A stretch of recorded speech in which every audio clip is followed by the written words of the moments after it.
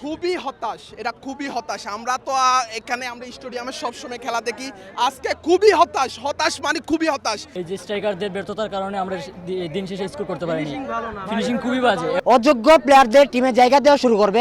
বাংলাদেশ গোল কর, বাংলাদেশ গোল কর। ম্যাচের 25 মিনিটে যখন 1-0 গোলে পিছিয়ে ছিল তপু বর্মনরা, তখন গ্যালারির সবচেয়ে প্রাণবন্ত ফুটবল আলট্রাসদের অংশ থেকে ভেসে আসছিল এই স্লোগান। শেষমেশ আর সেই গোল পেল কই বাংলাদেশ?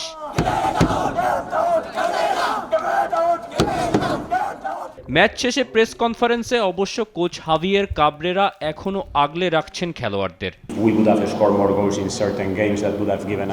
শুধু রেজাল্টের দিকে না তাকিয়ে অন্য দৃষ্টিভঙ্গিতে দেখার চেষ্টা করুন।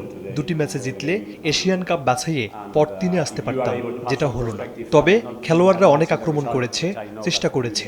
আমরা প্রায় 28টি সুযোগ তৈরি করেছি, যেটা মনে হয় এর আগে আমাদের দল কখনো করেনি।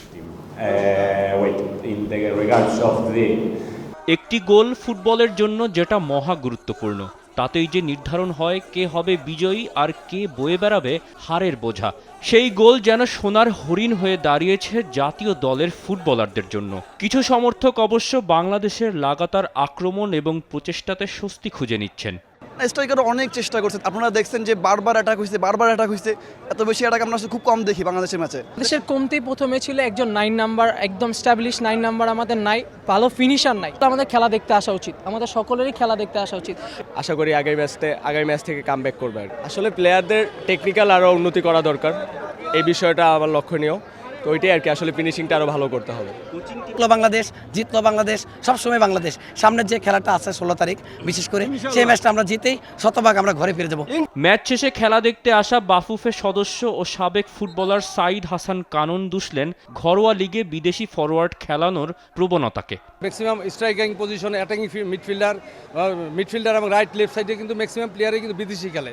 এই কারণে আমাদের লোকাল প্লেয়াররা টিমে খেলতে সুযোগ পায় না। ফুটবলের যে ডেভেলপমেন্ট, আমার ফিনিশিংয়ের আমাদের যে সমস্যা, এই সমস্যা দূর করতে হলে বিদেশি প্লেয়ার কমাই দিতে হবে। দিয়ে শুট করতেছে এবং মানে খাপসারা একটা খেলা দেখলাম আমরা। আমাদের কমিউনিকেশনের টিমের ভিতরে যে কমিউনিকেশনের যে একটা ব্যাপার আছে, যে একসাথে সমন্বয়ের ব্যাপার, এই সমন্বয় একটু আমরা অভাব ফিল করেছি। এটা গতানৈতিক একটা ফুটবল আমরা দেখলাম। ফুটবলের প্রতি কোনো পরিবর্তন দেখি নাই, কিন্তু একটা টিমের একটা দেখলে মনে হয় যে একটা টিমের একটা স্টাইল, যে স্টাইলে ফুটবল খেলবে আমরা কোনো খুঁজে পাই নাই। এই ধরনের কোনো স্টাইল কিন্তু গতানৈতিক ফুটবল। এটা আসলে অনেক দিন তো হয়েছে। ওই কোচরা আমরা দেখলাম, এই কোচকে এটা নিয়ে আমরা বোর্ডে কথা বলবো। ওর সময় শেষ হয়ে গেছে ডিসেম্বর মাসে, আমরা এটা নিয়ে কথা বলবো। আর একটু উন্নত মানের ফুটবল আমরা চাই, এবং প্লেয়ারদের ফিটনেসও আমরা দেখেছি একটু ঘাটতি আছে। তসিফুল হাসান, দেশ টিভি, ঢাকা।